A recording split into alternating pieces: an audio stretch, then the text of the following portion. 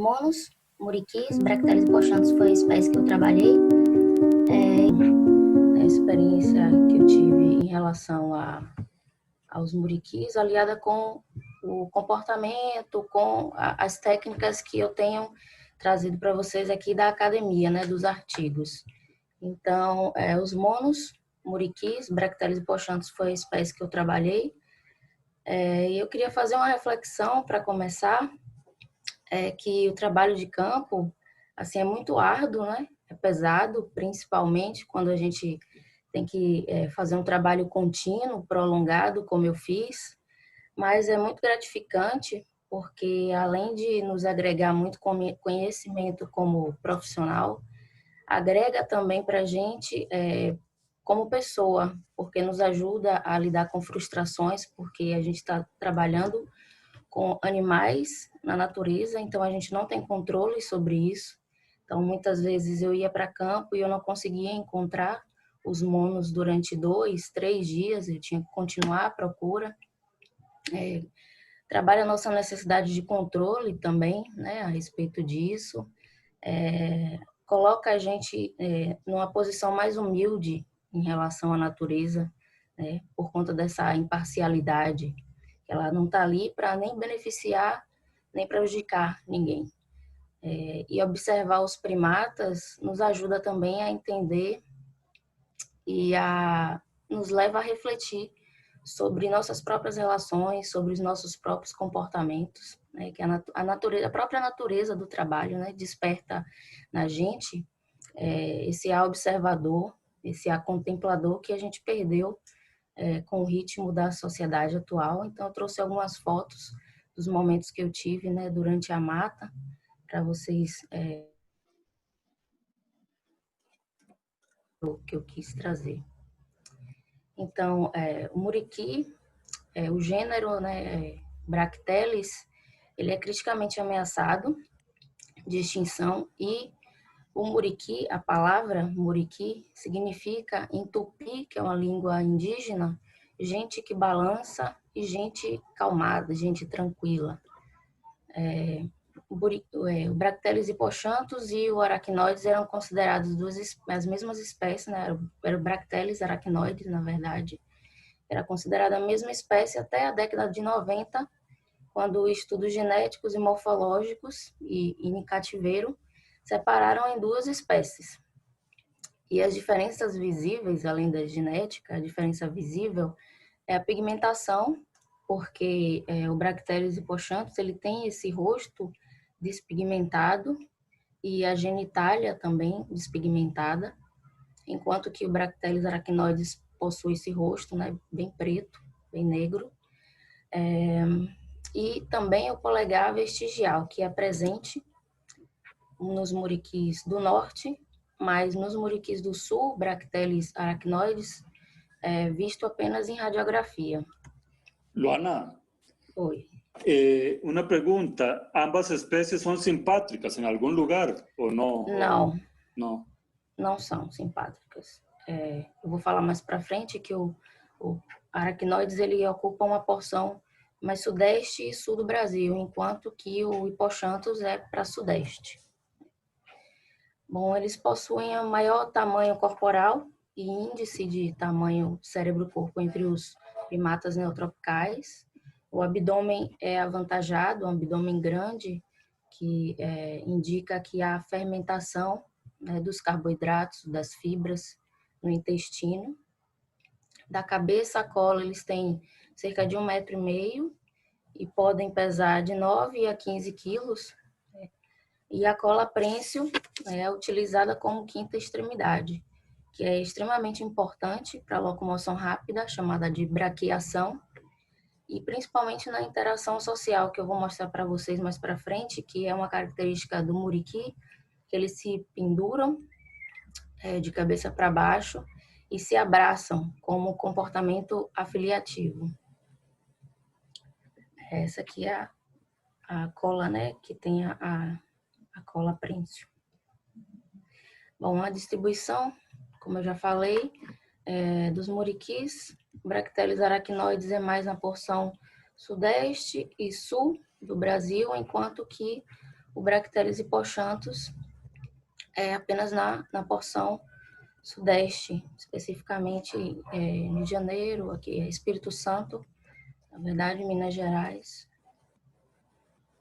Bom, as características, agora eu vou falar um pouco do muriqui, né, do norte, que foi a espécie que eu trabalhei especificamente, é endêmica da Mata Atlântica, formam grupos grandes, com mais de 50 indivíduos, são multimachos e multifêmeas, esses grupos, e eles partilham da fusão, né, em questão de forrageamento, né, tem essa divisão entre os subgrupos e geralmente acontece entre subgrupos de machos e subgrupos de fêmeas com filhotes.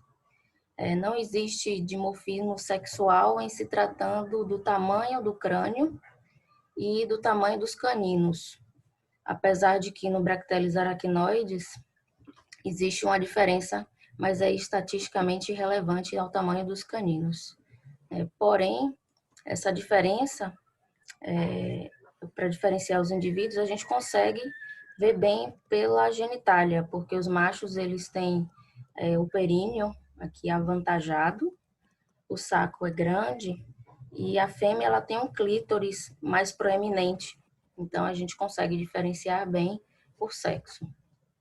A área de vida varia entre 168 a 339 hectares. O que eu trouxe aqui foram de trabalhos que eu encontrei, mas é bom deixar frisado que a área de vida é muito difícil de você identificar com precisão, porque vai variar do tamanho do grupo, vai variar da área que eles usam, vai variar o método que é utilizado para medir isso, então é uma variável que é complicada de se ter. A locomoção é rápida desses indivíduos devido a essas adaptações morfológicas, né, que é a cola prênsil, como eu já falei, os braços bem largos e as mãos que são ganchudas, que facilitam na braqueação.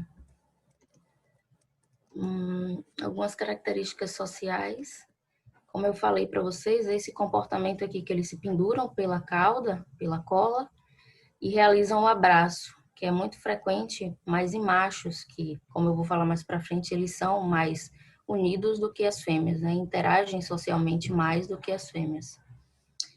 Possuem hábitos arbóreos e diurnos, são folívoros, frugívoros, porém também se alimentam de flores, néctar, brotos e samambaias.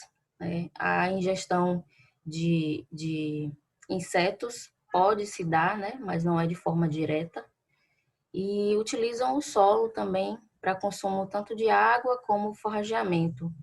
Especificamente na população onde eu trabalhei, em Caratinga, parece que há se formando uma tradição de uso de solo maior lá. Então, os machos principalmente usam muito solo, inclusive para descansar, que é incomum. Então, acredita-se que é mais uma tradição local e não um comportamento para a espécie em si. Eles têm preferência, né, pelas folhas jovens, porque apresentam menos toxicidade e são mais nutritivas e mais fáceis de digerir. São seletivos também em relação às partes vegetais que eles consomem, né, buscando as mais nutritivas, e o tamanho das manchas de alimentação, que há uma tendência deles buscarem por maiores árvores. Então, é uma característica interessante para a escolha de preservação de certos fragmentos que possam sobreviver. Eles formam uma sociedade pacífica, né? Se organizam de maneira igualitária, então não há aquela hierarquicidade entre eles. Não Luana, Luana se refiere a que no hay una jerarquía en la sociedad de muriquis. Exato, obrigada.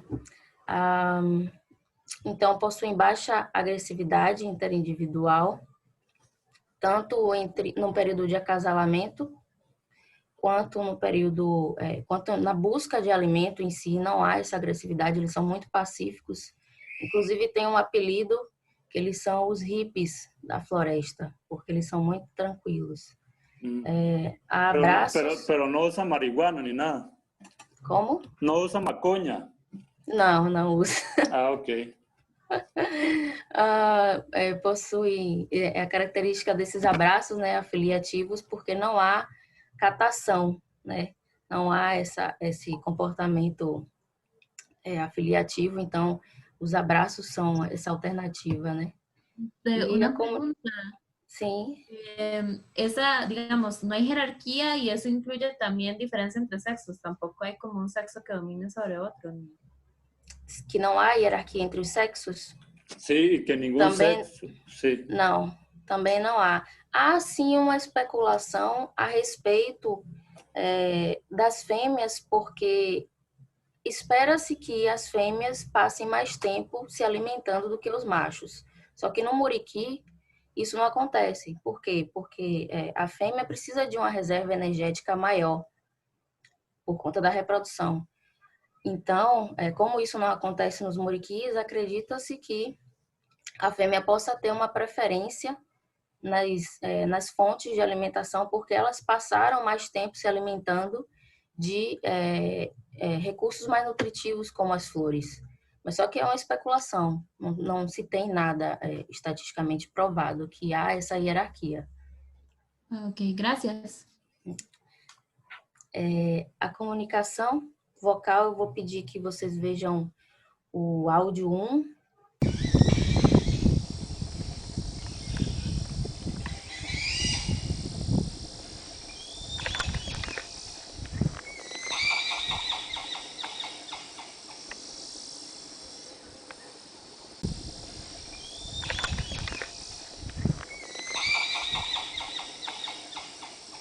Porque a gente chama de relincho porque é muito parecido com o relincho de um cavalo. Com algumas características em relação à dispersão, aspectos reprodutivos, que os machos são filopátricos, isso é bem interessante, ou seja, eles permanecem no grupo, enquanto as fêmeas que fazem essa dispersão, elas que migram para outros grupos vizinhos. A maturidade sexual, em torno de 5 anos, em média, tanto para macho quanto para fêmeas. O sistema de acasalamento é promíscuo, onde as fêmeas acasalam com diversos machos, e é muito interessante porque não há essa competição sexual. Então, é comum se ver uma fêmea cercada de machos, enquanto ela acasala com um, os outros esperam a vez de acasalar. E não há nenhuma interação agonística, nenhum comportamento agresivo. Luana, para aclarar solo que acasalar es copular. Entonces la hembra copula secuencialmente con varios machos. Ellos hacen fila ahí y los machos van copulando y el que sigue, y ahí va. Entonces es un relevo, que digamos, es como relevos. Pueden haber varios padres en una hembra. Sim, não há, então não tem como identificar, né, qual é o filhote, qual é o pai, na verdade. Isso acredita que é uma característica positiva, porque não identificando, todos podem assim participar, né, da criação desse filhote, enfim. Mas não Solo tem para hacer un comentario, sí, Luana, para hacer un comentario adicional ahí para los jóvenes, ya esa técnica de confusión de paternidad ya la habíamos visto con una especie de primate, ¿no? ¿Recuerdan cuál era de las clases anteriores? Con los bonobos. Exactamente, con los bonobos. Entonces vean qué interesante. ¿Será que esa estrategia de confusión de paternidad surgió mucho antes de lo que pensábamos? Porque recuerden que los primates del neotrópico son muchísimo más ancestrales que los grandes simios. Entonces, cabe la posibilidad de que sea una característica mucho más ancestral de la que pensábamos, o ¿cuál es la otra opción? Evolutivamente. De forma independiente. Que sea una convergencia evolutiva, ¿no? Pero yo no conozco estudios sobre ese tema en específico, pero es una posibilidad realmente fascinante, ¿no? que puede haber surgido ese mismo carácter varias veces a lo largo del tiempo evolutivo. Es una posibilidad que no se puede descartar hasta que se puede lo contrario. O que el ancestro común, o sea, estamos remontándonos a casi 40 millones de años o más entre los primates del neotrópico y los primates del paleotrópico, ya tenía ese carácter. Puedes continuar, Luana? Uhum. Então, acredita-se, por conta de não ter essa competição, que há uma competição mais espermática, né, entre os machos. A gestação dura em cerca de 7,2 meses e um intervalo de 3 anos entre as crias. Quando nascem, as crias ficam na barriga da mãe. Por volta de 8 meses, elas passam para as costas e o desmame vai acontecendo após 2 anos. Então, as crias continuam seguindo as mães, só que agora ela tem um novo filhote, uma nova cria para cuidar. Então, elas continuam assistindo o filhote, ajudando o filhote a fazer travessias entre árvores, porém não com aquele cuidado enquanto ela carregava. E geralmente, na verdade, o que é esperado é que seja uma cria por gestação. Já houve registro de gêmeos, porém só um chegou à vida adulta, mas na espécie do Muriqui do Sul, tem registro de nascimento de gêmeos que conseguiram chegar até a vida adulta. Luana, gemelos, no hay evidencia de gemelos. Não. Por causa nunca han visto gemelos ustedes. Já houve um caso, porém um morreu. Então só ficou um. Sí, es lo que estaba diciendo ella antes, Gustavo, que hay unos casos raros de gemelos, pero que normalmente no sobreviven los dos. Mueren después de nacimiento. No, muere uno de los dos, porque no hay muere uno de los dos. Sí, no hay suficientes recursos, es lo que dice la teoría y en la práctica se ha probado no solo en esta especie, sino en aluata y diversas especies de primates neotropicales. Normalmente muere una de las dos y eso se atribuye con frecuencia a que no hay suficientes recursos o que la hembra no evolucionó para poder dar cuenta, como dicen los brasileiros, de las dos crías a la vez. Uhum. ¿Y esos animales sobreviven en cautiverio? Não há. Eu acho que só há uma espécime em cativeiro, mas o que a gente soube desse caso foi se eu não me engano, foi lá na reserva, foi alguns anos atrás, mas não foi em cativeiro, foi em vida livre mesmo, que houve o nascimento dos gêmeos. No, él se refiere a que si hay especímenes de Lagotrix en cautiverio, en zoológico o confinados en una jaula, una gaviola. Que eu tenho conhecimento, há um macho do Bracteles hippoxanthus, porque é complicado você reinserir machos em outro grupo, porque não são eles que migram. Então, encontraram um macho solitário no fragmento, e esse está em cativeiro, não sei se ainda está, mas existem alguns outros do Muriqui do Sul também em cativeiro. Mas são muito poucos. No sé si era eso a lo que te referías, Gustavo. Sí, perfecto. Ok. Gracias. Profe, disculpe. Uhum. Entonces, si han habido en cautiverio, lo que entendí, que encontraron un macho solitario y que... Un momento, por favor. ¿Quién es que está hablando? Elena, por favor, sube la cámara, es que se le ve solo el pelo. Perdón. Sí. Ahora disculpen. Sí. Entonces, la respuesta a la pregunta es que sí han habido en cautiverio, pero era un macho solitario, es lo que le entendí. Uhum. O sea, no han tenido como grupos assim. Não, foi apenas um encontrado em cativeiro. Então, como geralmente é a fêmea que migra, ia ser complicado reinserir um macho em outro grupo. Então, ele foi direcionado para cativeiro. Ok, voy a explicar un poco mejor ese aspecto porque creo que es muy importante que está mencionando Luana. En esta especie, los machos son filopáticos. Todo el mundo comprende que es filopático, ¿no? Eso fue lo que nos explicó Luana. O sea, ellos se quedan con su grupo. Hay fuertes lazos afiliativos entre machos.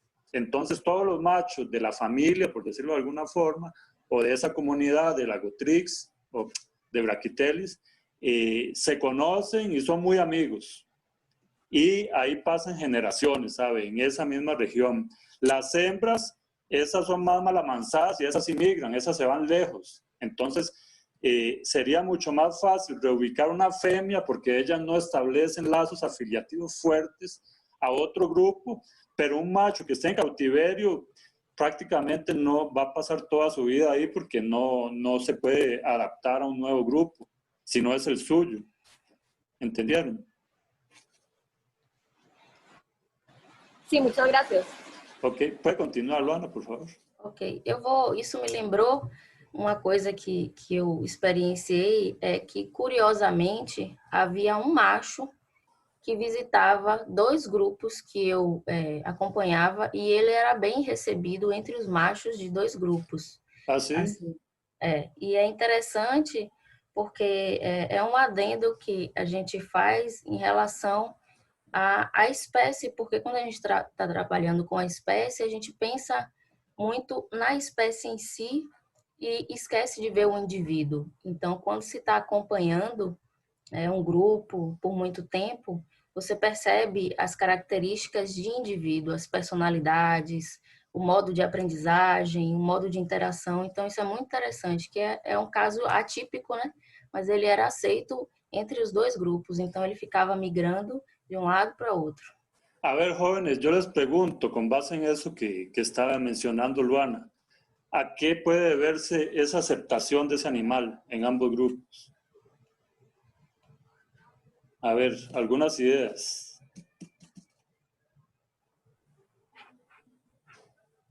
Profe, hay violencia entre diferentes grupos. Ya se dijo que entre grupos no hay, pero defensas de territorio, cosas así entre diferentes grupos. Luana, Como? que si hay agresión entre grupos diferentes. A agressão entre grupos diferentes. Então, eles se perseguem, têm encontros vocais, e se o grupo se encontra mesmo, há perseguição entre eles. Então, é bem interessante que ele tenha sido aceito entre os 2 grupos, né? Bueno, lo que se me ocurre a mí para concluir, ya que nadie me respondió y ningún estudiante me respondió la pregunta, es muy probable, es una hipótesis que levanto, que exista un parentesco genético entre el grupo externo que está aceptando ese individuo de Muriquí y ese grupo, ¿no? Entonces, si hay una relación genética X, un parentesco genético, es mucho más fácil que sea aceptado. Habría que hacer un análisis genético y toda la cosa, pero es una posibilidad que yo levanto.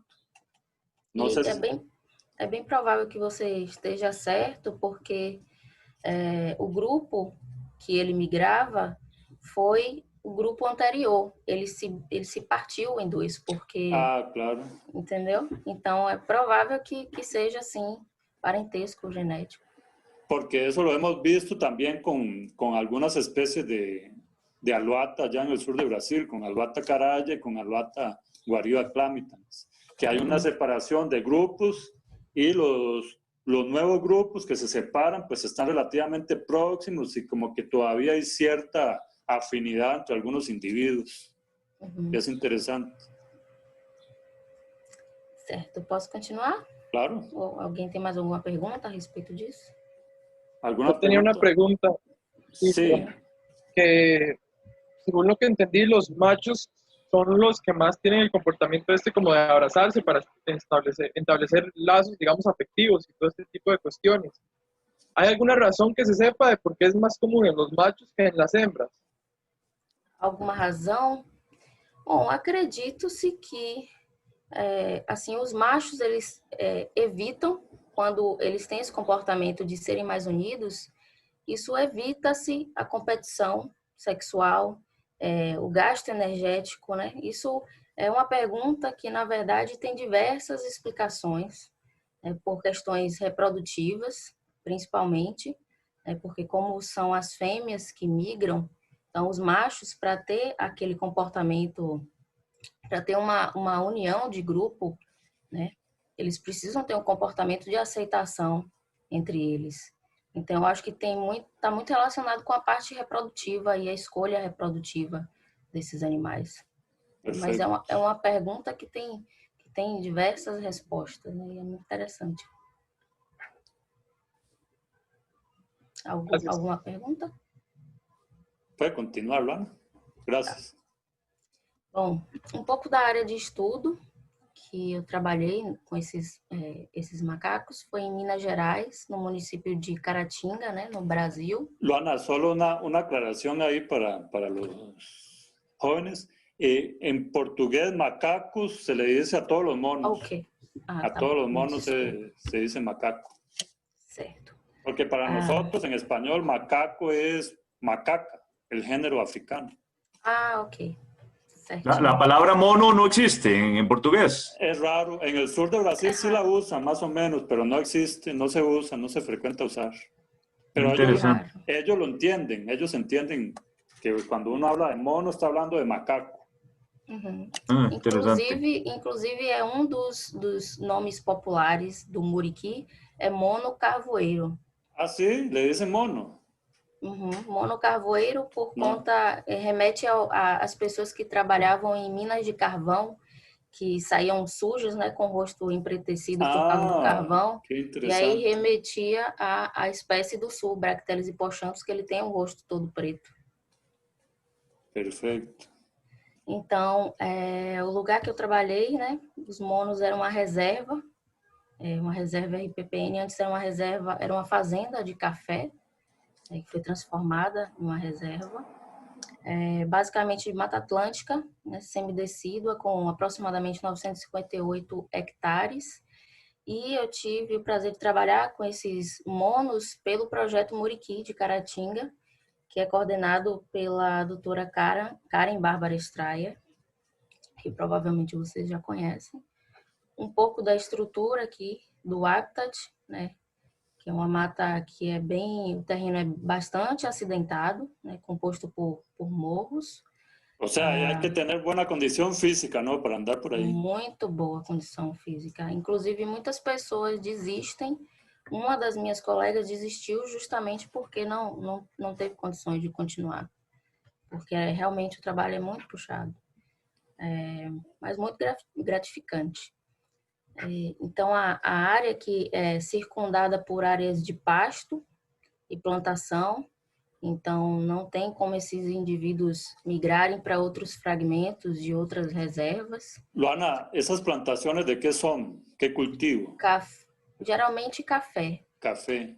Uhum. E o interessante que eu me lembrei é que uma vez eu vi esses monos utilizando uma plantação de eucalipto para poder cruzar para um pequeno fragmento fora da reserva. Então, foi um uso interessante, né, da matriz do fragmento para cruzar para outra área. Lo usam como corredor. Exatamente. E eles se divertiram muito fazendo isso. Ah, sim? Sim, porque via que eles balançavam, eles iam muito rápido e eram vocalizações muito altas, e quando eles atravessaram, todos se abraçaram, era um grupo de machos. Então foi bem interessante ver esse comportamento, que parece que eles estavam utilizando aquilo ali como diversão mesmo. É como tipo los gibones, não? Como los gibones, quando se movem, eles são muito acrobáticos. Sim, são sim. Um pouco da capacitação, como eu falei que eu trabalhei 14 meses e eu tinha que aprender a identificar por indivíduo, então eu passei 2 meses acompanhando o pesquisador anterior. Pesquisador é investigador. Ella foi junto com o investigador anterior para aprender a dominar essas técnicas. Exatamente. Então, basicamente, a gente desenhava o rosto do macaco, do mono, eles têm essa despigmentação característica, né? Então se diferenciava um do outro, e outras características como a cor do pelo, a espessura, né? O tamanho do animal, que variava um pouco. Essa entrada aqui, ó, de pelos entre os olhos, que poderia ser mais larga ou mais curta. Todas as características que a gente pudesse anotar, o formato do rosto, tudo que a gente pudesse identificar, a gente anotava nessa caderneta, e ao longo desses 2 meses a gente ia treinando, acompanhava, né, anteriormente, e aí ia praticando para quando terminasse esses 2 meses de treinamento, a gente pudesse estar apto a poder fazer a coleta de dados sem confundir os indivíduos, né, saber identificar os indivíduos. Una pausa aquí, Luana. Vean, jóvenes, lo complicado que es ese trabajo, trabajar con una comunidad de muriquis tan grande, son más de 200, ¿no, Luana? Exato. A equipe são de 4 pessoas, só que teve um desfalque no nosso ano, porque uma das meninas desistiu durante o treinamento, durante a capacitação, e outra desistiu 2 meses após. Entonces quedaron solo 2. Só eu e minha amiga Andreia. Então, eu trabalhava com 2 grupos. Quando uma saiu, eu assumi mais um grupo. Então, eu tive que fazer a capacitação de 3 grupos e ela ficou com o grupo principal, que foi o primeiro grupo que a doutora Karen começou a trabalhar, e tinha mais indivíduos, né, nesse grupo como um todo. Entonces, imagínense, jóvenes, que solo Luana tenía que hacerse cargo de identificar más de 100 individuos a nivel individual, no valga la redundancia. Y una de las cosas que ayuda mucho, como explicó Luana, es que la pigmentación, en este caso, es única de cada individuo. No existen individuos repetidos. Es como las manchas de un jaguar. Entonces, eso ayuda mucho. Pero igual hay que tener una memoria increíble para poder identificar tantos animales. Luana me comentó que ella lograba identificar todos hasta por la forma en que se movían. Y para llegar a ese nivel, solo estando muchísimas horas con los animales, ¿sabe? Para familiarizarse a ese grado. Me gustaría que hagas énfasis en eso, Luana. ¿Cómo uno logra llegar a ese nivel de conhecimento de cada um dos indivíduos? Então, é muita prática. No começo, a gente fica realmente atordoado com tanta informação. Atordoado é atontado. Exato. Porque são muitos indivíduos. E essa despigmentação começa a ocorrer, geralmente, quando eles têm uma idade maior, cerca de 5, 4 anos, você vai vendo a despigmentação. Só que os subadultos, os jovens, eles nascem com a cara toda preta e começam a despigmentar depois. Então, a gente tem que analisar outras características, o tamanho, o formato do rosto ajuda bastante, a cor do pelo também ajuda.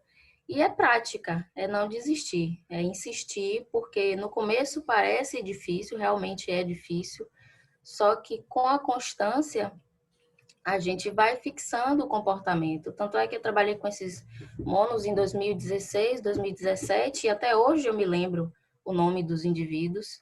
E com a prática, como a gente passa muitas horas em campo com eles, eu trabalhava de segunda a sábado. Tinha uma folga por semana durante 14 meses. Segunda a lunes. Então, ela trabalhava de lunes a sábado, observando. Sim. Isso. Desde a hora da primeira hora do dia até quando eles iam dormir. Então, eu passava todos os dias na mata em constante contato com eles. Exatamente. E aí vai facilitando, com o tempo a gente vai pegando prática. No começo, eu levava a caderneta comigo. Quando eu tinha alguma dúvida, eu tirava foto ou eu olhava a caderneta e tentava identificar. Caso eu não conseguisse, eu colocava o sexo, o fêmea, o macho, subadulto. Mas com o tempo, a gente vai pegando a prática. Perfecto, solo quiero aclarar una cosa ahí, jóvenes. Eso les sirve para cualquier especie que ustedes vayan a trabajar. Entonces, normalmente cuando se trabaja con comportamiento en primates, el seguimiento, como mencionó Luana, se hace desde que amanece, ¿no? Normalmente usted tiene que tener ubicado el árbol dormidero donde duermen, que es otro de los aspectos que sería interesante si tienes alguna información sobre eso, Luana, de los árboles dormideros que ellos utilizan. Entonces, uno ubica el árbol dormidero, llega ahí antes de que amanezca, porque si se va después de que amanece, ellos ya se van a haber movido y va a ser muy difícil que los encuentren. Entonces, por eso es tan sacrificado ese trabajo de primatología de campo. Tienen que estar ahí 4:30, normalmente antes de las 5 de la mañana, estar en el campo, exactamente en el árbol donde los dejaron durmiendo el día anterior. Y se siguen los animales hasta que comienza a oscurecer y ellos ya regresan al árbol dormidero. Si ustedes los dejan antes, al día siguiente va a ser muy difícil que los encontrem, porque no van a saber dónde se quedaram. Exatamente. Eu tentei buscar conhecer desses dormideiros, mas eu não achei assim um padrão, por exemplo, de árvores, árvores que eles utilizam. Eles não têm esse padrão, pelo menos eu não reconheci esse padrão, mas eu percebi que, com o passar do tempo que a gente vai se acostumando com os animais, a gente vai notando certas rotas que eles costumam fazer a depender da sazonalidade, a depender dos recursos que estão disponíveis. Então, às vezes, eu fazia uma brincadeira assim, se eu fosse muriqui, onde é que eu estaria agora? E muitas vezes eu acertava justamente por isso, porque a gente vai acompanhando essas rotas, sabe onde é que tem fruto, então, por isso que eu falo que desperta muito esse observador, porque quando você está trabalhando só com primatas, você não está só observando o primata, o comportamento, você está observando tudo à sua volta. Então, quando você começa a perceber o que eles se alimentam, onde é que estão essas árvores que eles se alimentam, você começa a criar rotas e pensar um pouco como você utilizaria esses recursos similar ao muriqui. Então, isso me ajudava, às vezes, quando eu chegava, não era sempre que eu encontrava o grupo no mesmo lugar, de manhã. Perfecto. Voy a resaltar solo un aspecto que mencionó Luana ahora, que es muy importante. Luana mencionó que para lograr ubicar esos animales, como no tienen collar, no tienen radiocollar, nada, entonces uno tiene que depender del conocimiento que ya tiene sobre la ubicación de esos animales. Entonces ella dice, con el tiempo uno tiene que aprender a pensar como un muriquí. Eso es fundamental, ¿sabe? A pensar como un mono aullador, a pensar como un mono cara blanca, etcétera, dependiendo de la especie que estén estudiando. Entonces, ella dice que ella hace ese juego mental. Si yo fuera una muriquí, ¿dónde estaría en este momento, a esta hora del día? Entonces, eso es fundamental. Una pregunta, ¿estos grupos de monos ya estaban habituados a la presencia humana, a la presencia de investigadores previa a esta investigación, o fue sobre la investigación que se habituaron? Não, já são habituados desde 1983, que foi quando o projeto Muriqui começou. Era um grupo só que era trabalhado. E eu acho que 2002, começaram a habituar os outros grupos, que foram os outros grupos que eu trabalhei. Mas todos já são muito bem habituados, né, e não se incomodam assim com a presença humana. Porém, eu queria fazer um adendo a respeito disso, porque eu acho que é muito interessante quando a gente está trabalhando com os animais, a gente causar o menor impacto da nossa presença possível. Então, manter distância é muito importante, porque se você se aproxima, o animal pode se sentir ameaçado, se comporta de maneira diferente e você vai acabar coletando dados que não são condizentes com o comportamento natural desses animais em relaxamento, por exemplo. Então, é muito interessante. Eu percebia que quando eles se aproximavam demais, eu procurava me afastar, manter uma postura submissa em relação a eles, não encarar, não ficar muito tempo olhando para os olhos dos animais. Quando eles se aproximavam demais e eu não tinha como sair, inclusive teve uma experiência com eles, que eles estavam perto de uma fonte de água. E aí, eu já estou meio que desviando, né, da pergunta, mas eu consegui te responder? ¿Te respondió? ¿Entendiste bien, Kenneth? Creo que sí, creo que sí. Cree que sí, no entendió muy bien entonces. No, creo que sí me ubico. Tal vez me perdí un poquillo al final en la parte del agua, pero nada más.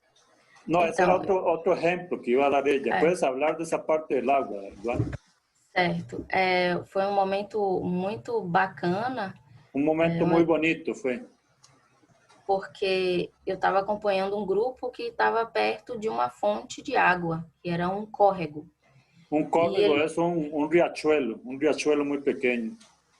E todos estavam dormindo, alguns dormindo, outros forrageando. E aí eu me sentei, entre a coleta de dados, me sentei e fiquei observando. Só que muito rapidamente, todos desceram para beber água. Então eu estava sentada, cercada por muriquis por todos os lados, inclusive filhotes, né? Fêmeas com crias. E se eu levantasse, provavelmente eu ia causar uma reação agonística. E a gente não sabe se de repente, porque esses animais, eles reconhecem os seres humanos. E eu não queria de repente me tornar uma ameaça, porque isso ia comprometer todo o trabalho. Eu não ia poder mais coletar os dados desses animais. E que hiciste? Então eu fiz, eu me encolhi, protegi a nuca, né? E me coloquei numa postura submissa, não encarava os animais, né? Então eles se aproximaram bastante, e foi uma experiência muito bacana, que eu percebi que esse tipo de comportamento, né, que a gente tem é muito interessante, é muito importante para os animais poderem exercer seu comportamento natural, mesmo com a presença do pesquisador. Como é? Pesquisador mesmo, Oscar? Investigador. Investigador. Luana, Entonces, aquí quiero acotar un punto muy importante también que estabas mencionando, Luana. Eso sirve para cualquier primate. La posición de sumisión, esa es a lo que se está refiriendo Luana.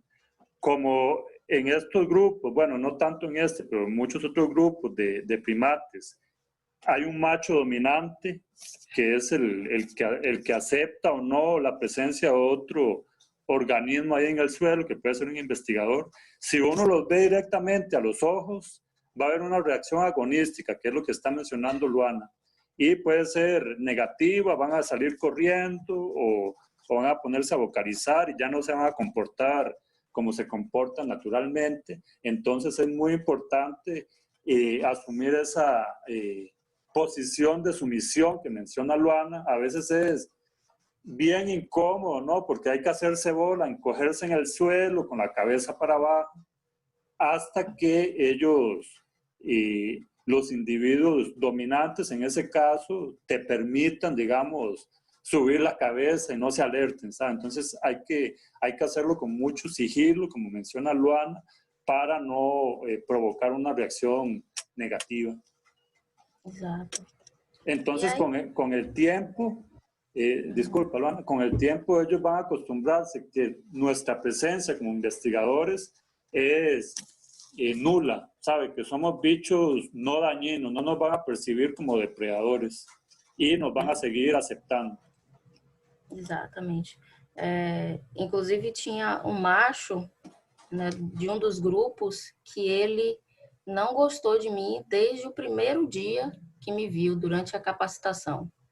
Não sei por que motivo, mas ele não gostava e sempre que eu me aproximava muito, ele realizava, né, comportamentos agonísticos, atirava galho e se movimentava agressivamente. Ramas, le tirava ramas el macho, não queria a Luana. Então eu procurava, especificamente, eu procurava manter a maior distância possível para poder coletar dados corretos. Perfeito. Bom, basicamente o que eu já expliquei para vocês anteriormente, que é a coleta de dados, né, que a gente ficava desde as primeiras horas do dia até quando os indivíduos iam dormir, coletando esses dados comportamentais. A gente também coletava fezes para análises genéticas e análises de parasitas. E também usávamos a câmera trap, a câmera trampa, para tentar pegar indivíduos utilizando o solo, né, os muriquis utilizando o solo. Trouxe aqui uns dados, né, teóricos para fazer um contraponto com o que eu experienciava com os animais, que eles têm a locomoção durante o dia, principalmente durante as horas mais quentes do verão. Eles têm esse intervalo onde eles descansam e era as horas mais difíceis para encontrar os muriquis.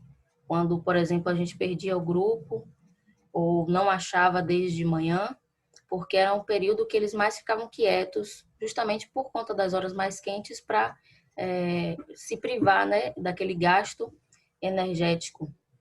Então, a gente falava que tem que encontrar o muriqui antes do meio-dia, porque senão, depois, para encontrar, era muito complicado.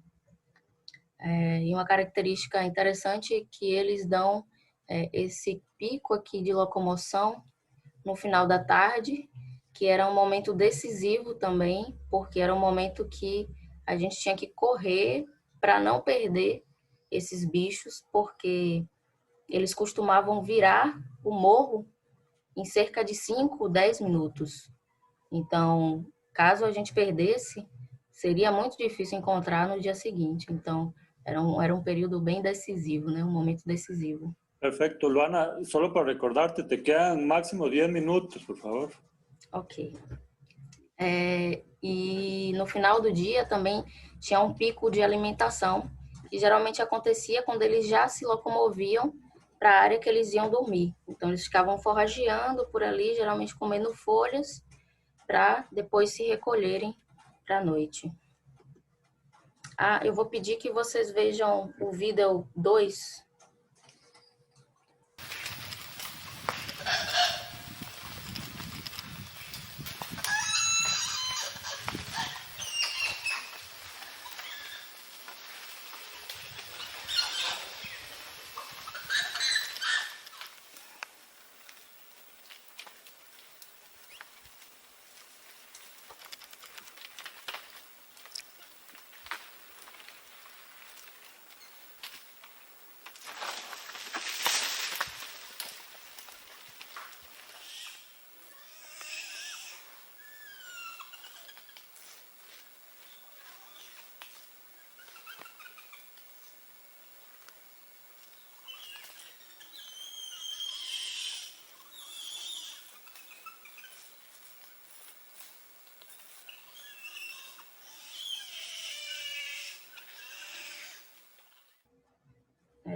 Os machos, eles geralmente se alimentam próximos, né? As fêmeas, elas buscam se espalhar mais, é interessante. Certo, no final do vídeo vocês vão ver uma fêmea bebendo água, e essa fêmea, esse choro que vocês ouvem atrás é da filhote, que se sentiu incomodada porque a fêmea tirou ela das costas para poder beber água. E a gente agradecia muito quando a gente não estava com o grupo, quando a gente ouvia esses choros. Muitas vezes a gente encontrava o grupo de muriqui, o grupo de fêmeas, pelo choro dos filhotes. Então ajudava bastante. E é interessante, a gente, como eu já comentei, né, como a gente vai convivendo muito com esses animais, a gente vai vendo também o crescimento, porque enquanto eu estava monitorando o grupo, houveram nascimentos, né, e a gente vai vendo os animais se desenvolvendo, né? E essa fêmea aqui, a que estava chorando, né, o filhote no caso, ela desceu para o mesmo local onde a mãe bebia água, consumiu o recurso e voltou para as costas da mãe. Então, é interessante que a gente pode acompanhar esse desenvolvimento, porque esse contato que tem com a fêmea é quando eles vão descobrindo onde é que tem fonte de alimentação, onde é que tem fonte, né, de água, quais plantas que eles podem comer, quais plantas que eles não podem comer. Então, é muito bonito a gente acompanhar esse desenvolvimento das crias. Perfecto. Aquí más disculpe, nada más para saber si entendí bien. lo que están haciendo en el video, ¿verdad? Y en esas fotos, o sea, básicamente sacando agua que se quedó como supongo, un hueco como en el tronco del árbol. Exactamente. Es que no estoy segura si entendí bien lo que está pasando. Sí, y están usando hojas para tomar agua. Eso es lo que están haciendo, ¿verdad? Usando as mãos. Las manos, ellos usan la mano así como una cuenca. Ah, ok.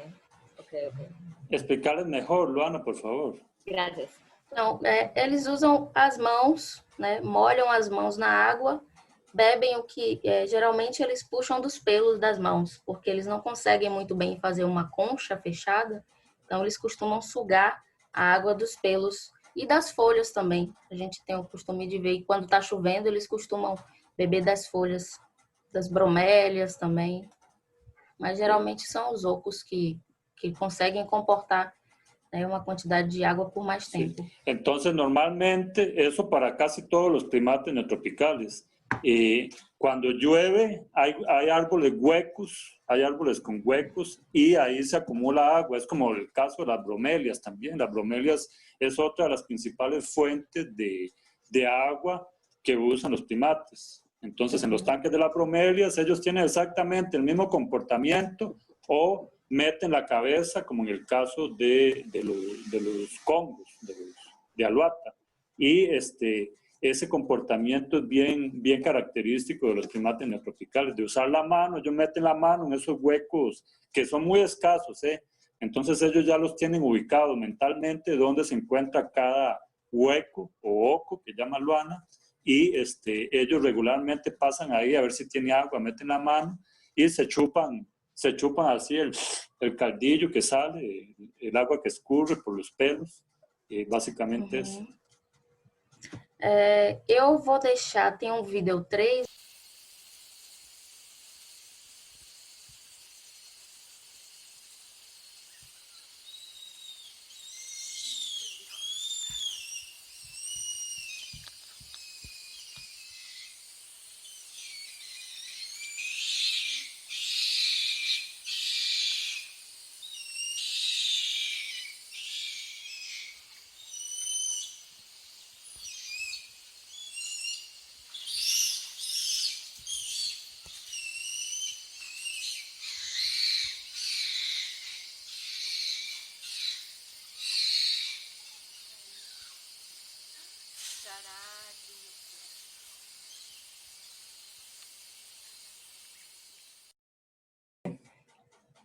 Que é basicamente o que eu estava falando, né, da experiência que a gente vê os animais se desenvolvendo, que é uma fêmea, que ela não consegue fazer a travessia de uma árvore para outra, então ela tira o filhote das costas, pula, e ele tem que aprender sozinho o caminho até ela, mas vocês veem depois que é bem interessante. Eu vou continuar aqui. Aqui é mais uma curiosidade a respeito dos muriquis, que os machos eles costumam ficar mais agregados, eles são mais unidos do que as fêmeas, né? Então eles têm mais proximidade, mais contato do que as fêmeas entre si. E em relação à alimentação, a gente percebe que pode ser uma estratégia para evitar a competição entre as fêmeas, que elas durante a alimentação elas utilizam a área de maneira mais espaçada. Então, elas ficam mais distantes uma das outras, inclusive fêmeas que costumam ficar mais agregadas durante períodos de descanso, por exemplo, são as que mais procuram se separar durante a alimentação, justamente para evitar essa competição por recurso. Perfeito.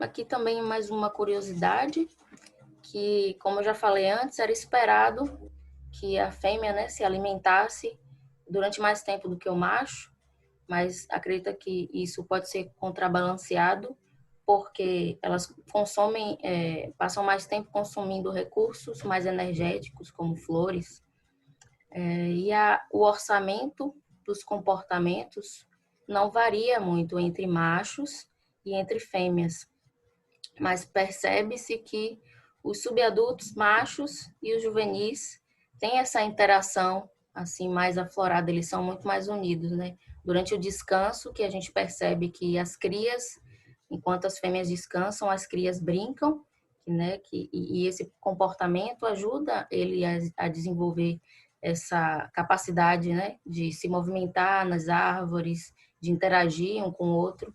Brincan es jugar, jóvenes. Entonces, los juveniles juegan mucho. Então, eu peço que vocês vejam o quarto vídeo.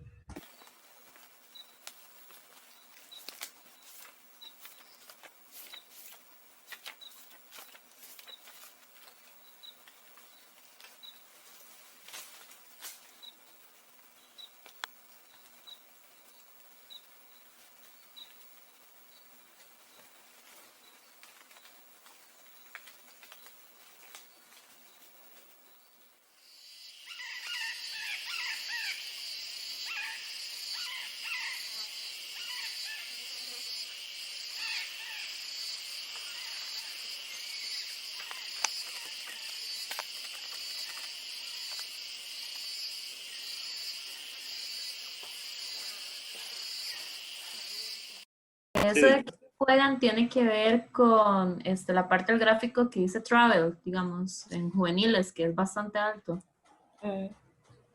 Essa parte aqui? No, el que sigue aquí, en juveniles, Luana, en el último. Ah, sim, juvenis. Ese ahí, sí. Dice ella que si el juego está relacionado con la locomoción, porque se mueven mucho.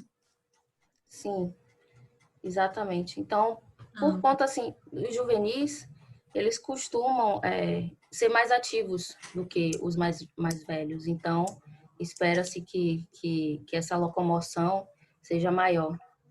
Ok, gracias. ¿Ya vieron el video? El número 4, Luana? É a interação social Ahí los entre ven, eles. sí, ahí los ven jugando, ¿no? Están los animales jugando. Exato, é um subgrupo, na verdade, de machos. E pode-se notar que os machos são muito tolerantes aos jovens, né, os subadultos. Ahí es difícil saber cuál es su adulto, Luana, ¿no? Porque todos los veo como del mismo tamaño. Nesse vídeo dá para perceber que os adultos estão deitados, dormindo, enquanto os subadultos são um pouco menores, eles estão brincando entre si. Perfecto. Yo tengo una pregunta. Sí. ¿Hasta qué edad se alimentan los jóvenes de las madres? O sea, como que hasta qué edad maman.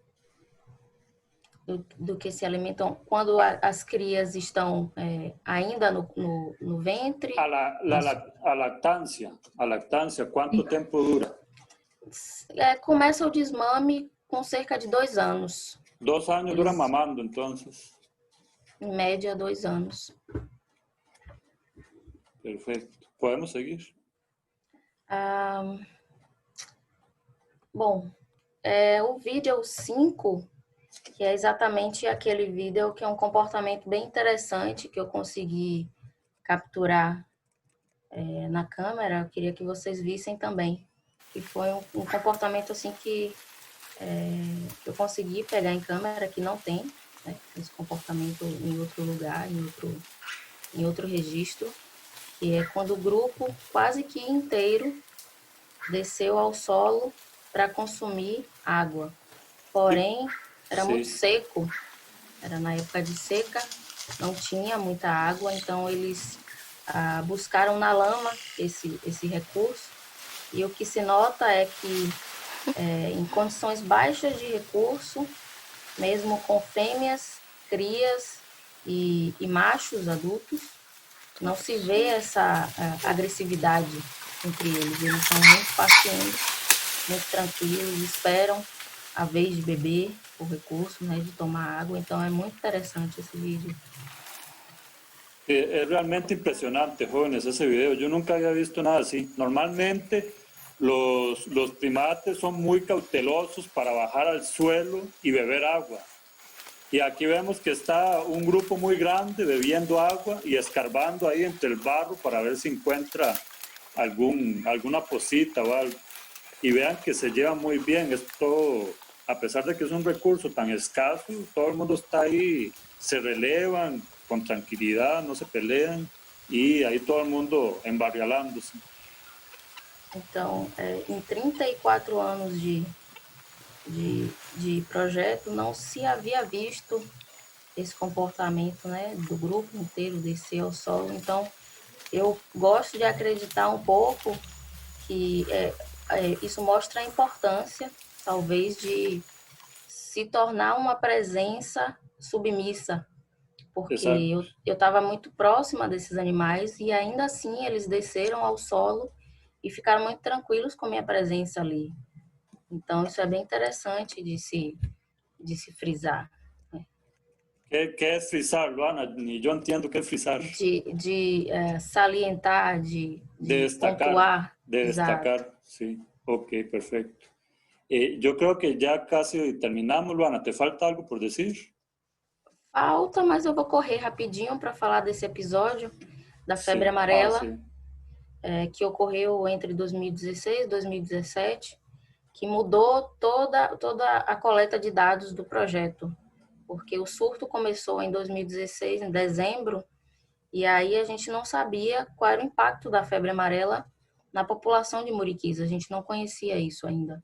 Então, nós interrompemos a coleta de dados e a prioridade era fazer a chamada, ou seja, visitar todos os grupos constantemente, vendo se todos os indivíduos estavam presentes. Se não havia Então, muerto.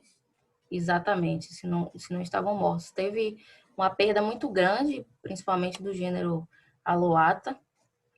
Eu constantemente via grupos de Aloata na mata e em um mês mudou drasticamente. A mata estava silenciosa. Murieron Então, muchos individuos de Aluata, entonces. muitos. Aqui foram um indivíduo que eu encontrei, né, numa trilha. Encontrava também algumas ossadas, e essa aparenta ser de um filhote de muriqui, mas a gente não pode associar, né, com a febre amarela, Sim. porque a gente não fez nenhum teste. Mas foi um momento muito tenso. Foi muito triste para ustedes, não?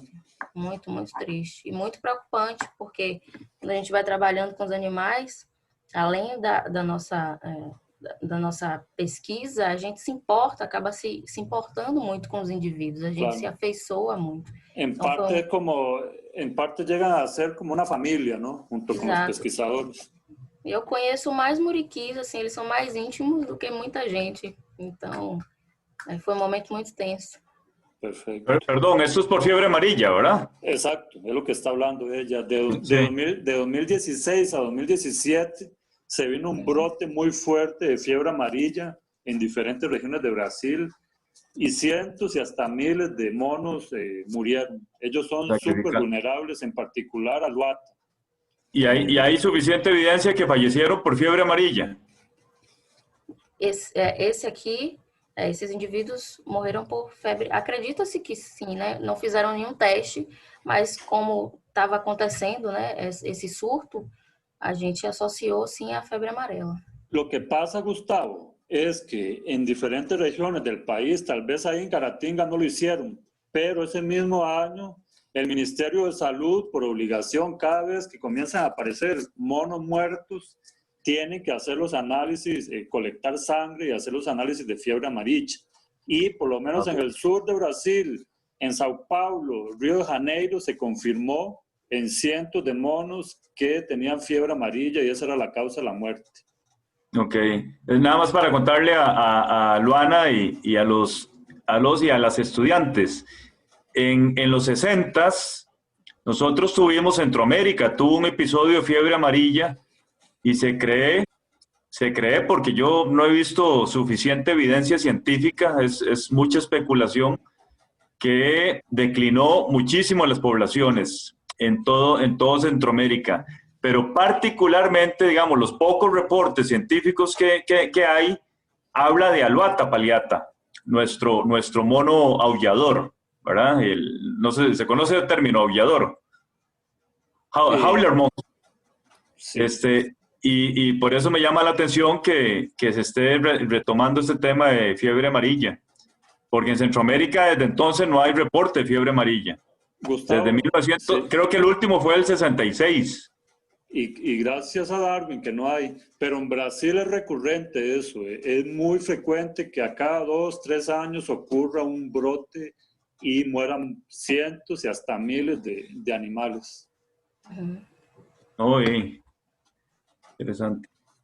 Sí, y obviamente eso va a tener graves consecuencias sobre la diversidad genética y toda esta cuestión de la genética poblacional. Sí. Já estamos, Luana, falta algo por acotar? Não, eu só ia trazer mais algumas imagens que da câmera trampa, que a gente acaba, né, trabalhando com os primatas, mas a gente acaba conhecendo da fauna local, e como a gente tem que trazer um relatório, né, sobre o que a gente encontrou, então a gente acaba pesquisando mais e conhecendo, ampliando o nosso campo de conhecimento dos diversos indivíduos. Perfecto. Las referencias. Ahí están, ok, perfecto. Déjala ahí. Okay. Perfecto. Entonces vean que hay muchos trabajos publicados, incluso solo ahí en Caratinga, son hasta cientos de trabajos. Es un área que se ha estudiado durante muchos años y entonces por eso es que están tan habituados los animales. Se conoce mucho de cada uno de esos individuos. Puedes dejar de compartir, por favor, Luana. Caso vocês desejem, eu posso enviar para vocês depois. Luana, yo tengo una pregunta con respecto al comportamiento. ¿Se han hecho estudios de capturas en estos animales? Esto yo me imagino, Oscar, usted me corrige, yo lo veo como un mono araña. Es muy similar, Gustavo. Es muy similar. Sí, me da la impresión, más o menos el peso entre 10, 15 kilos aproximadamente. Entonces, ¿hay alguna experiencia con captura? Pero la pregunta es sobre todo el comportamiento de este animal una vez que se impacta un individuo. ¿Hay alguna experiencia al respecto? Então, lá, o projeto de Caratinga, a Karen Stray, ela busca justamente fazer pesquisas não invasivas. Então, não que eu recorde, durante o período que eu trabalhei lá, não houve essas capturas. Ela busca fazer análises genéticas, análises parasitárias através das fezes, justamente para não impactar, né, o comportamento desses indivíduos, até porque se eles começarem a perceber os humanos como uma ameaça, a gente vai acabar comprometendo a coleta de dados que continua até hoje, desde 1983. Eso es muy importante, Gustavo, que menciona Luana. En este caso, digamos, a diferencia de las colectas que ustedes han hecho aquí, hay grupos de investigación en comportamiento de esos monos.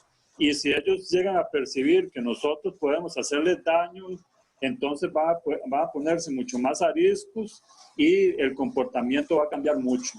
Entonces, en parte por eso y porque es muy difícil en Brasil conseguir autorización para capturar individuos y hay muy pocas personas autorizadas para hacer eso, casi que es rarísimo ver una colecta de un animal de estos, de cualquier especie de mono en Brasil.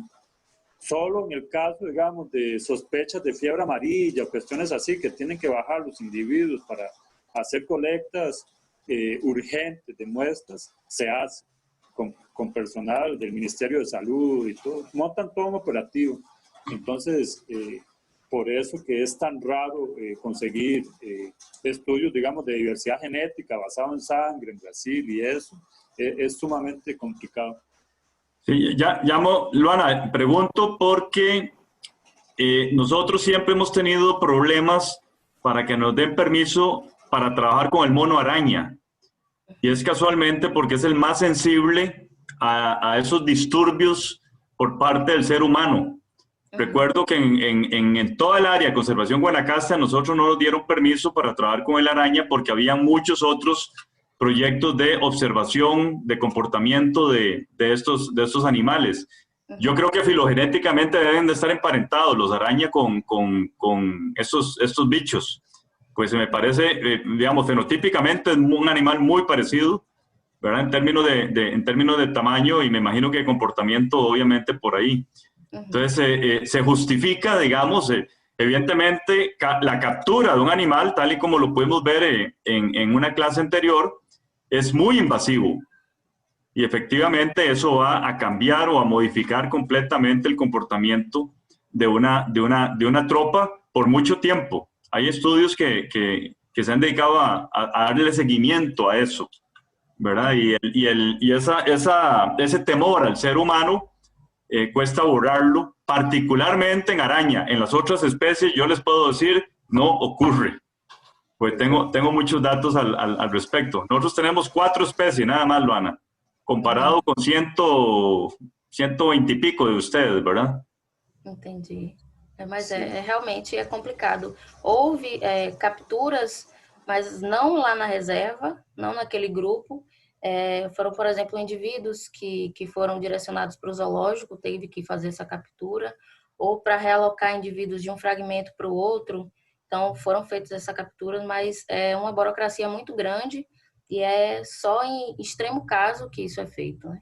Quando é extrema necessidade. Por ejemplo, disculpa, Luana, por ejemplo, Gustavo, allá en Brasil nosotros necesitábamos capturar 2 individuos de Alouatta guariba clamitans para hacer un análisis genético de un trabajo que estábamos haciendo sobre adopción para ver si la madre adoptiva estaba relacionada con la cría que fue adoptada. Y fueron 6 meses y al final nos dijeron que no, 6 meses de burocracia y no sé qué, y nos dijeron que no porque ninguno del equipo era un veterinario certificado con esa especialidad, entonces imposible. En Brasil hacer eso que vos haces en Costa Rica es imposible. Sí, yo me di cuenta. Sí.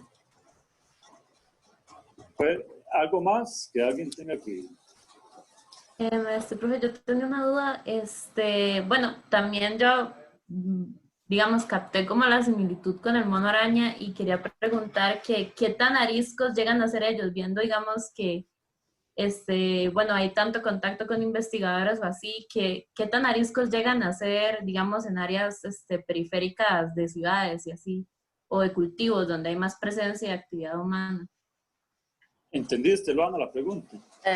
O grau de agressividade que eles têm? No, ¿qué tan difíciles de estudiar? ¿Qué tan quisquillosos? ¿Qué tan...? No, profe, sino digamos, como el mono araña, que es muy tímido, que no se acerca, Exacto. digamos, a lugares con presencia humana, o como, digamos, el alouatta, que más bien no le molesta estar encima de los cables ahí de luz, en un patio. ¿Qué tan tímidos son, básicamente, es lo que está preguntando ella, comparados a outros monos?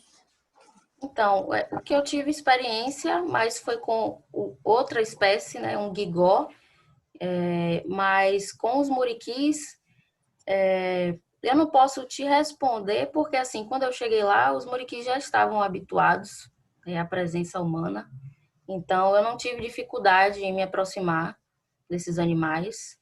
O que eu percebo é que quando tem muitas pessoas por perto, às vezes quando tem visitantes, porque a reserva aceita grupos de visitantes de diversas universidades do mundo que vão visitar e conhecer os muriquis. Então, eles ficam tranquilos quanto à quantidade de pessoas. A gente só preza para que eles não se aproximem muito, porque senão acaba estressando os animais. Isso prejudica a coleta de dados. Igual se pueden transmitir enfermedades, ¿no? Exato. Voy a meter la cuchara solo ahí para complementar lo que dice Luana, haciendo una analogía con los monos araña. Si es un grupo no habituado, va a ser muy, pero muy difícil que te acepten. Entonces, me imagino que con Brachytelis ocurre algo similar. Recuerde que son animales que tienen fusión-fisión, entonces no sé si los grupos de machos son tan agresivos como en los macacos araña, porque en los monos araña los grupos de machos reaccionan muy negativamente, muy hostilmente contra los invasores que están en el suelo. Entonces, en mi caso, por ejemplo, que tuve que habituar 3 grupos de monos araña, yo me llevaba unas garroteadas ahí porque comienzan a tirar garrotes y todo, y me pegaban en la cabeza, en el cuello. Al final yo pensaba hasta llevar casco, ¿sabe? Al campo, porque ya me habían garroteado mucho. Y lo que terminé llevando fue sombrilla, porque también me cagaba mucho. Una de las estrategias también es cagar al investigador que está en el suelo para que se vaya. Y utilizando la estrategia de sumisión que mencionó Luana, yo logré habituar a esos grupos, pero tardé más de 3 meses. Y me imagino que con Brachytelis podría ocurrir algo similar, pero Luana no puede responderte porque los grupos de ella ya estaban habituados. São habituados há mais de 30 anos. E eu Imagínese. acredito que como eles, o habitat deles fica numa reserva que antes era uma fazenda, então eles já tinham contato com seres humanos há muitos anos, né? Então acredito que a Karen pode ter tido até essa facilidade no começo do projeto, porque eles já estavam meio que acostumados com a presença do ser humano ali. Habría que ver en otros lugares donde tenga comunidades de braquiteles que no estén habituadas, pero en Exacto. Caratinga no podemos saber. É. Una última pregunta, jóvenes, y vamos ya al recreo porque ya hace hambre. Yo tengo una. Yo nada más, perdón. Usted vaya. La mía es rápida. Sí, la pigmentación de la cara de ellos es la misma a través de todo el tiempo o conforme se hacen más adultos varía su pigmentación.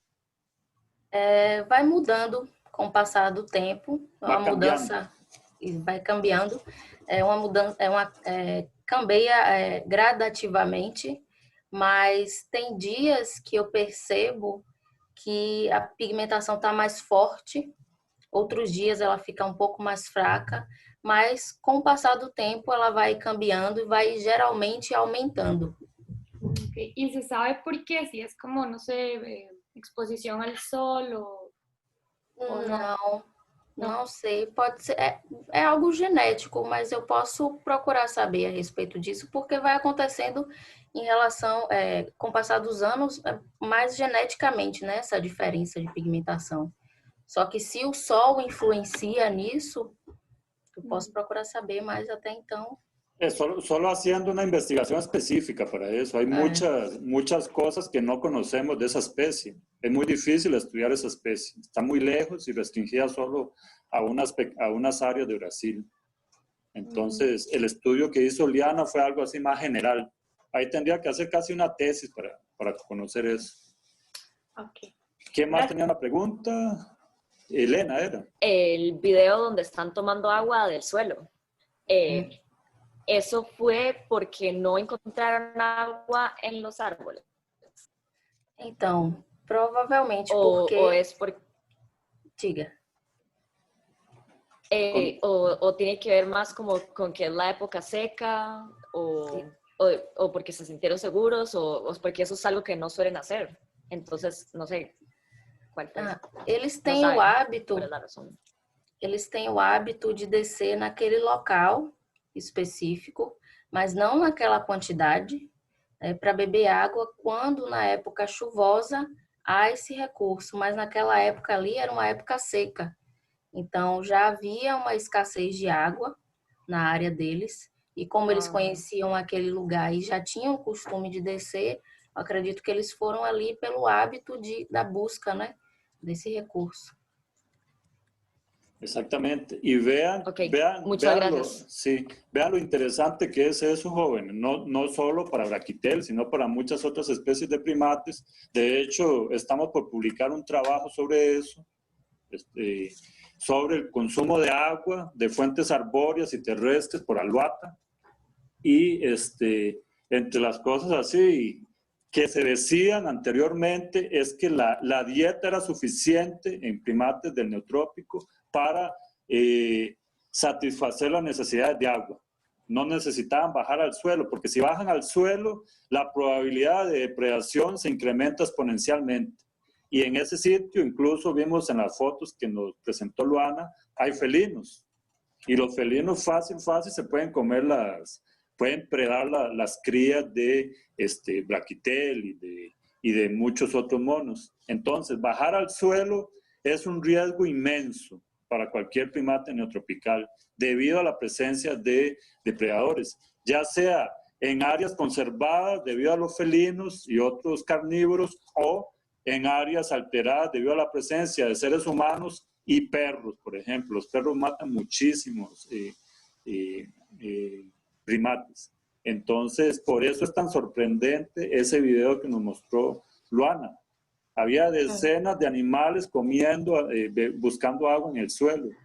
Exacto. O sea, sí, disculpa, no les importó la presencia potencial de un depredador próximo por ahí que ellos ya sabían que no era Luana, pero podría haber un felino escondido. Exato.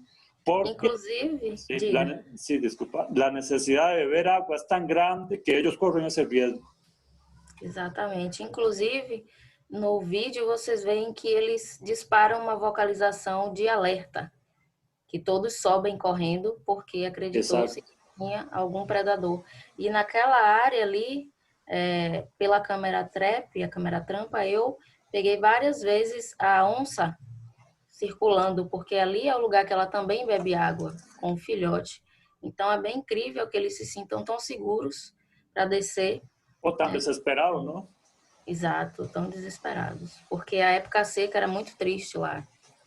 Perfecto. Yo solo voy a hacer una última pregunta para finalizar. Para un hombre, ahora voy a hablar de cuestiones un poco de género en la primatología. Para un hombre es muy difícil tolerar esas condiciones de campo y la demanda física que tiene estar subiendo y bajando esos cerros enormes, ahí esos morros, y tolerar los mosquitos, tolerar todas las complicaciones que se presentan en campo, la lluvia, ¿no? Muchas veces hay que mojarse, llevar lluvia todo el día, embarrialarse, etc. Incluso llevar hambre, como en mi caso, porque los bichos me cagaban, en varias veces me cagaron la comida. Entonces, y luego tiene una complicación adicional para mujeres, bueno, entre otras complicaciones. Estar sola ahí y sabiendo que hay comunidades humanas próximas, incluso entran cazadores, y a veces las mujeres tienen que estar solas ahí, no tienen ningún asistente, están ellas y un librito. Y ¿cómo hacías vos para sentirte segura sabiendo que podría ser presa, digamos, de algum malintencionado que anda por aí? Então, eu ficava muito atenta, sempre muito atenta na mata. Andava eu tinha um facão, minha faca sempre comigo, para qualquer eventualidade, porque também tem felinos, né? Então a gente fica um pouco assustado. Mas assim, o que me deu segurança é saber que o projeto já é muito conhecido, né? O projeto tem renome e principalmente porque é um trabalho bonito de se fazer, né? E a gente acaba conhecendo muito da mata também. Então, a partir do momento que você vai se familiarizando com as trilhas, você se sente muito mais segura para poder... As trilhas são os senderos. Ela se familiariza aí com os senderos, aí já se queda mais segura. Então, é uma escolha. Eu acho que todos os trabalhos têm os seus sacrifícios e têm o seu lado positivo, né? Então, tem coisas que a gente tem que lidar, o cansaço, né? Então, a gente tinha que se alimentar bem, sempre levar água para o campo. Tá bem equipada, a gente tinha um rádio para se comunicar, né? Eu me comunicava com a base através de um rádio. Tudo bem que muitas vezes eu ficava incomunicável, porque lá não tem sinal de celular. Eu fiquei 14 meses sem celular, a internet lá é bem ruim. E na mata, quando eu ficava entre vales e minha amiga ficava entre vales, a gente não conseguia, porque o sinal de rádio não pegava. Mas eu acho que por ser também um local tão recluso assim, e com o hábito, né, de acompanhar esses animais, de conhecer da mata, você acaba ficando muito atenta e muito familiarizada com o local. Mas eu aconselho isso, ficar sempre atento, saber onde você está, né, porque querendo ou não, a gente está na mata, está num ambiente que não é mais comum a nós, então tem diversos perigos, não só humanos, mas animais peçonhentos. E perder-se também, não? Poderia eventualmente perder-se. Já aconteceu também, mas com o tempo que a gente vai pegando esse hábito, pelo menos lá, né, que era uma área que tinha as trilhas, os enderros. Senderos. Eu conseguia me localizar melhor, mas aí tem que ter o cuidado. Se você vai para uma área muito maior, que não tem essas trilhas do GPS, você tem que estar bem atenta aos equipamentos que você vai levar. Você tem que ter a segurança. O ideal seria você nunca ir sozinho, mas infelizmente, muitas vezes, isso não é possível. Você tem que ir sozinho para fazer o trabalho. Então, tomar todas as precauções que estão ao seu alcance, né? Se manter sempre comunicável de alguma forma, avisar as pessoas para onde você está indo. A gente sempre tinha um costume de avisar, estou indo para tal grupo agora, porque era uma área muito grande, e especialmente o lugar que eu trabalhava, eu saía de carro pela BR, entrava em outra porteira e ia pelo fundo da reserva para encontrar o grupo. Então era um lugar muito mais afastado. E eu gostava, inclusive, mais por isso. Mas, enfim, tomar as precauções. Muy bien, Luana, muchas gracias. Yo creo que concluimos acá porque ya estamos medio cansados. Caso tenham alguma dúvida, podem se sentir livres para me mandar um e-mail. Eu tenho o prazer de responder.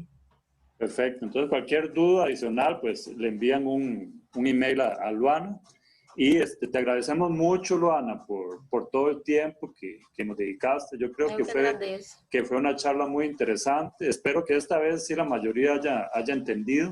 Y si no, recuerden que va a quedar en internet para que la vean varias veces hasta que se habitúen. Pero yo creo que la mayor parte se entendió, fue muy interesante. Y eso